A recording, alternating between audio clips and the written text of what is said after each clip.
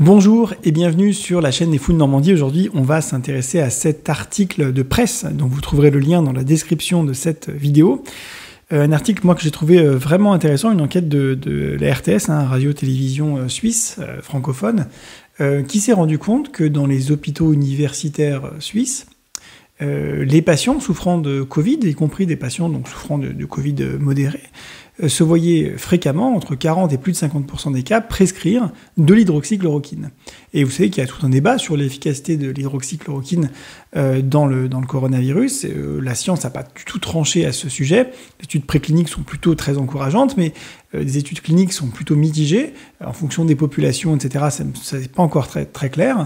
Et l'hôpital de Genève, notamment l'HUG, est extrêmement à la pointe de la revue de la littérature scientifique à ce sujet, c'est-à-dire qu'ils produisent une revue régulièrement mise à jour, des évidences en sciences, une critique des articles publiés, une critique sévère, sérieuse, exigeante, notamment sur l'hydroxychloroquine, et dans ce même hôpital, ces mêmes équipes, pour autant, même si elles disent dans leur publication que le niveau de preuve est très faible concernant la prescription d'hydroxychloroquine chez les personnes souffrant de coronavirus, eh bien, ils disent, ce même hôpital, ces gens qui disent cette chose-là, eh bien, prescrivent chez quasiment plus d'un patient sur deux de l'hydroxychloroquine. Alors, du coup, la journaliste, elle dit, je comprends pas, vous dites d'un côté que c'est pas efficace, et de l'autre, vous le prescrivez à un patient sur deux, et en l'occurrence, à la sujet, plus d'un patient sur deux. Bon, donc les médecins, qu'est-ce qu'ils répondent à ça? Et c'est important d'essayer de comprendre ça. Parce que quand on a une vision qui est un champ de vision qui est trop restreint, c'est incompréhensible finalement. On se dit, si c'est pas prouvé, pourquoi on le prescrit? Donc il faut un petit peu élargir le champ de vision et prendre en compte d'autres paramètres que les données purement scientifiques. D'accord? Donc eux, qu'est-ce qu'ils disent? Ils disent, on est pragmatique. Alors ça veut dire quoi être pragmatique? Ça veut dire que il faut s'adapter à la situation. C'est ça, être pragmatique. C'est-à-dire que quand on a une société comme la nôtre qui s'est extrêmement obsessionnalisée avec le temps, qui s'est extrêmement rigidifiée sur certains aspects, eh bien, en général, on perd en pragmatisme. Le pragmatisme, c'est la souplesse. La souplesse, c'est justement ce qui manque chez les gens ou les sociétés avec une pensée obsessionnelle. Donc là, en l'occurrence, c'est pas vraiment les gens qui sont incriminés, c'est vraiment le mode de pensée de notre société sur certains aspects. On a un mode de pensée qui est de plus en plus rigide, de plus en plus obsessionnel, de plus en plus étroit et qui manque donc de souplesse. Et donc, on va, par exemple, dire, voilà, tant que je n'ai pas une preuve scientifique valable de l'efficacité de l'hydroxychloroquine, je considère qu'il ne faut pas la prescrire. Bon. Y a des gens qui pensent ça, ils sont, je pense, une minorité, mais il y a des gens qui pensent ça. Et ça, c'est vraiment problématique, parce qu'en fait, la médecine, si elle se base sur des données scientifiques, ce n'est pas que de l'application de données scientifiques. C'est plus compliqué que ça, c'est plus subtil que ça. Vous savez, il y a ce qu'on appelle l'evidence-based medicine. La médecine basée sur les preuves, vous savez que sur cette chaîne, on est très attaché à ça. J'avais publié récemment une vidéo avec un article du Lancet à l'appui, une revue publiée dans le Lancet en 2017, qui expliquait les fondements, pas les trucs discutables, les fondements, les piliers de l'evidence-based medicine. Et le premier pilier, c'est de proposer à son patient une molécule avec le plus haut niveau de preuve disponible, available, d'accord, dans le texte. C'est-à-dire que quand on a un niveau de preuve très élevé, il faut privilégier les molécules avec un niveau de preuve très élevé. Mais quand on n'a pas de niveau de preuve très élevé, comme c'est le cas dans le coronavirus, on n'a pas eu le temps de faire des études correctement faites.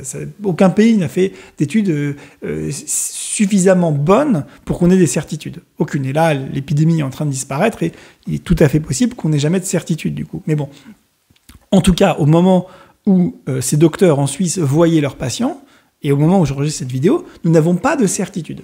Donc ça veut dire qu'il faut se rabattre sur le niveau de preuve en dessous, puis encore en dessous, puis encore en dessous, puis encore en dessous, puis finalement arriver à la molécule qui a le moins mauvais niveau de preuve. Bon. C'est ça l'evidence-based medicine. Alors attention, ça ne veut pas dire qu'il faut toujours prescrire quelque chose. Parfois, le mieux, c'est de ne rien prescrire. On est bien d'accord avec ça. Bon. Par exemple, prenez une jeune fille de 18 ans qui a été testée un peu au hasard aux populations générales pour le Covid et qui est positive au Covid à la PCR, c'est-à-dire qui est actuellement, qui circule dans son sang du Covid, d'accord, du coronavirus. Bon. Elle a très peu de symptômes, voire aucun symptôme. Elle a aucune comorbidité. Qui va aller lui prescrire un médicament? Je veux dire, quel est l'intérêt? Aucun. Donc là, clairement, le rapport bénéfice-risque, il n'est pas en faveur de donner un médicament. Même un médicament qui aura un très haut niveau de preuve. S'il n'y a aucun risque pour elle, ni immédiatement, ni dans l'avenir, pourquoi on va donner un médicament à quelqu'un qui va bien? Bon. Mais prenez un autre cas, quelqu'un qui est hospitalisé, qui a un Covid modéré, qui a un petit peu de mal à respirer, qui n'est pas encore en réa du tout. Hein. Là, à l'hôpital de Genève, c'est pas du tout ça. Hein. Qui est pas en réa, qui est juste hospitalisé parce que voilà, il a 50 ans, plusieurs pathologies associées, il est diabétique, il est hypertendu, il a une obésité, voilà. Et il commence à avoir un petit peu de mal à respirer. D'accord? Bon, comme dans une pneumopathie, quoi. Bon. Et bien là, dans plus d'un cas sur deux, dans l'hôpital universitaire de Genève, ils vont prescrire de l'hydroxychloroquine. Alors, c'est quoi la différence? La différence, c'est qu'il y en a une de 18 ans qui a 0,001% de risque, je dis n'importe quoi, mais vous avez compris l'idée, de risque de mourir.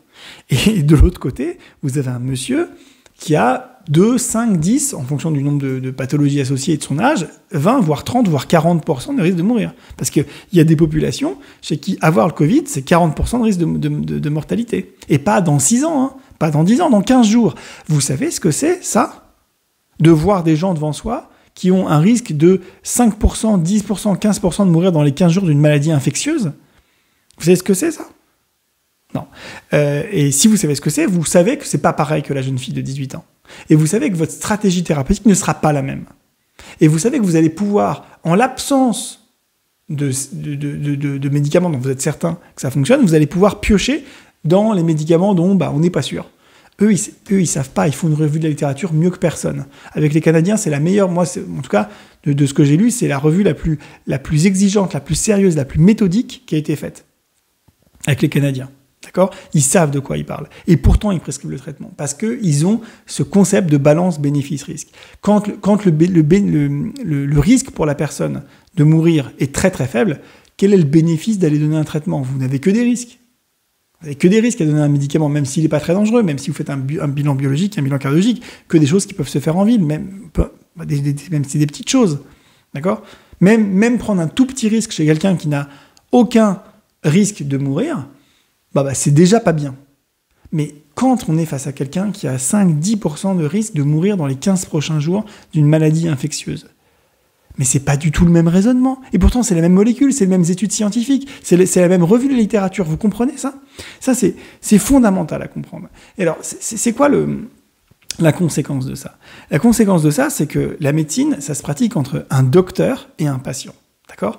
Autant on peut critiquer sur les réseaux sociaux, autant qu'on veut les données scientifiques. Et c'est très bien, il faut le faire, je le fais, il n'y a pas de souci. D'accord? Autant s'improviser docteur, ou même quand on est docteur, donner des conseils médicaux généraux sur Twitter, c'est une faute grave. Pour moi, d'abord, je ne suis pas sûr que ce soit légal, petit 1, mais bon, à la limite, peu importe. En tout cas, de toute façon, c'est pas raisonnable. Parce que les gens vous lisent.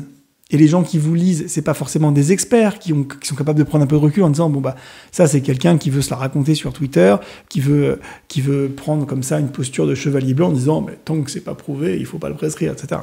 Bon, ça, moi je comprends bien, c'est très confortable d'ailleurs comme position. Hein, les positions confortables d'ailleurs, c'est toujours un peu suspect, mais bon bref.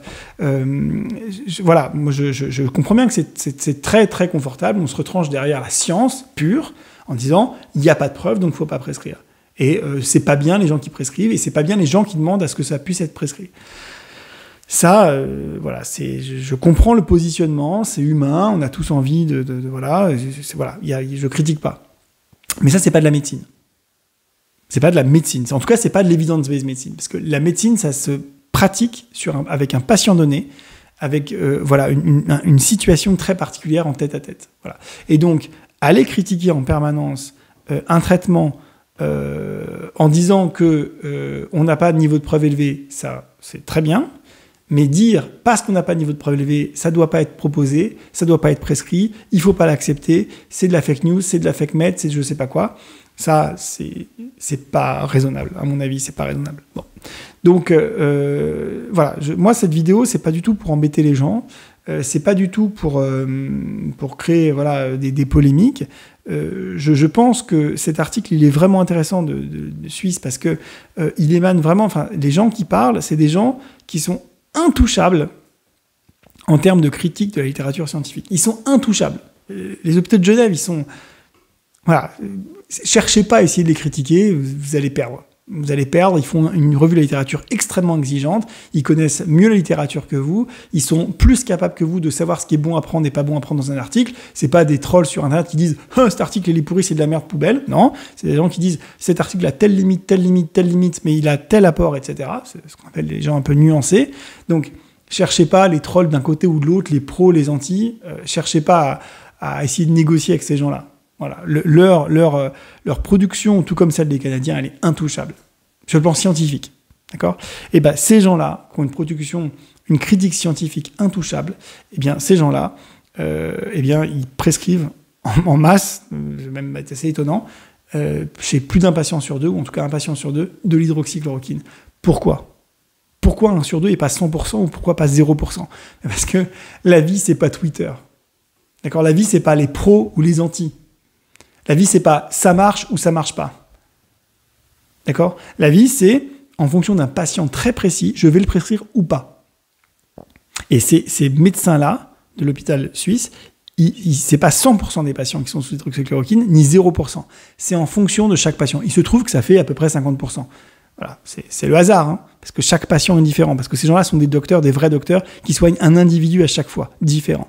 Et moi, je comprends bien, et c'est très juste de vouloir des études avec un très haut niveau de preuve. Qui n'en veut pas? Je veux dire, sur cette chaîne, on ne peut pas être accusé de pas être intéressé par la science, pas vouloir promouvoir les niveaux de preuve les plus élevés disponibles. Je pense que vraiment, on est intouchable aussi là-dessus, sur notre volonté de mettre en avant des données scientifiques solides. Bon. Tout le monde est d'accord là-dessus, donc ça, c'est juste une posture. Vous comprenez bien? Les gens qui disent « il faut des études scientifiques très bien faites », c'est une posture, tout le monde veut ça. Arrêtez de vous retrancher comme ça en faisant le chevalier blanc, c'est un peu enfantin, d'accord? Donc, tout le monde veut des études de haute qualité, simplement, c'est compliqué à mettre en place. Pour ceux qui en ont douté, bon, bah, c'est soit qu'ils n'ont jamais participé à un RCT, moi j'ai déjà participé à un RCT, soit ils n'ont jamais participé à une étude randomisée contrôlée en double aveugle, et dans ce cas, ils ne comprennent pas à quel point c'est beaucoup plus compliqué que faire du rétrospectif sur des soins courants, soit ils y ont participé, ils sont de mauvaise foi, et là, ça y est, l'épidémie, bon, on touche du bois. En tout cas, la première vague, si tant est qu'il y en ait une deuxième, enfin bon, c'est un autre débat. La première vague, on va dire ça comme ça, est terminée. Où on voit s'achever dans plein de régions de France, pas partout dans le monde, mais en tout cas dans plein de régions de France. Et ça va être de plus en plus compliqué de recruter des patients, vous comprenez ? Bon.